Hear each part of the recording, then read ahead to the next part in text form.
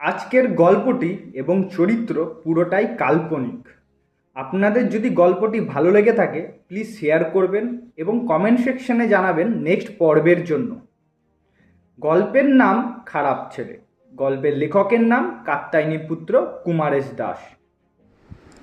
Class 11-এ Kaushik নিজেকে ব্যস্ত রাখার জন্য ফুটবল, সুইমিং, ডান্স একসাথে করত, যাতে অন্যদিকে মন না যায়। কিন্তু যে নিজেকে কন্ট্রোল করতে পারেনি এবং জাহ্নবী, রুবি, প্রীতি এদের ফিলিংস নিয়ে খেলা করে, তার সাথে কি কোনো দিন ভালো হবে? তখন হাতে ফোন, কম্পিউটার সব চলে এসেছে। সবার সাথে কৌশিক ফোনে কথা বলতো। ফেসবুকে একটা অ্যাকাউন্টও খুলেছিল।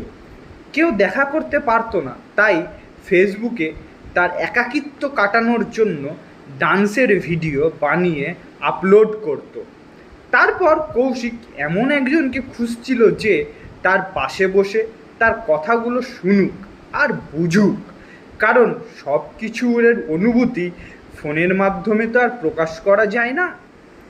কৌশিক আরও একটা মেয়ের সাথে ফ্রেন্ডশিপ করে, তার নাম হলো ফুলেশ্বরী।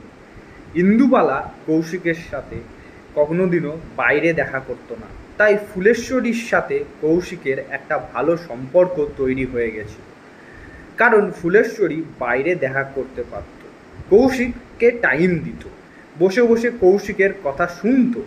ফুলেশ্বরী আস্তে আস্তে কৌশিককে ভালোবেসে ফেলে। ফুলেশ্বরীর প্রথম ভালোবাসা হলো কৌশিক। ফুলেশ্বরীকে যখন ডাকত তখনই দেখা করত কৌশিকের সাথে। কিন্তু কৌশিকের পাস্টের ব্যাপারে সমাজ যা বিষ ঢালার ঢেলে দিল ফুলেশ্বরীর কানে। ফুলেশ্বরীর মন ভেঙে যায়, খুব কষ্ট পায়। কৌশিকের সাথে দেখা করা, কথা বলা বন্ধ করে দিল।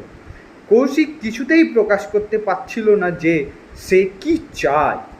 সম্পর্কটা একটা মিসআন্ডারস্ট্যান্ডের মধ্যে শিকার হয়ে থেকে গেল। আর সমাজের লোকেরা খুব খুশি হলো।